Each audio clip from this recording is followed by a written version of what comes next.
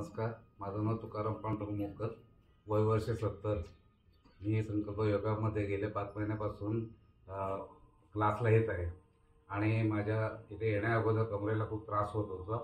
मला खाली वाकता येत नव्हतं, चमक वगैरे मारायची. पण इथे आल्यानंतर माझ्याकडनं किरण सरांनी जे जे प्रयोग केले, म्हणजे दोरखंड वगैरे वापरून, पट्टी वगैरे वापरून, त्यामुळे आणि सुरुवातीला मला त्यांनी एक्सरे काढायला सांगितलं होतं. त्यावेळेला कमरेमध्ये 12 मिलीमीटरची गॅप होती, म्हणजे 1.2 सेंटीमीटर.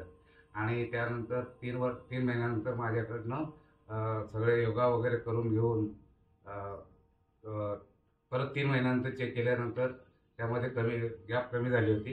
ती 8.8 वर आलेली आहे. आणि आता त्यानंतर पुढल्या या महिन्यामध्ये किंवा 15 दिवसानंतर परत चेक करणार आहे. तर त्यामध्ये बरीच प्रगती झालेली आहे माझी चालण्यामध्ये सुद्धा. अगोदर वाकताना मला किंवा चालताना असं थोडं अँगल देता येत होतं किंवा चालताना व्यवस्थित सरळ चालता येत नव्हतं. पण आता सरळ चालतोय आणि मांडी वगैरे घालून मला व्यवस्थित बसता येतं.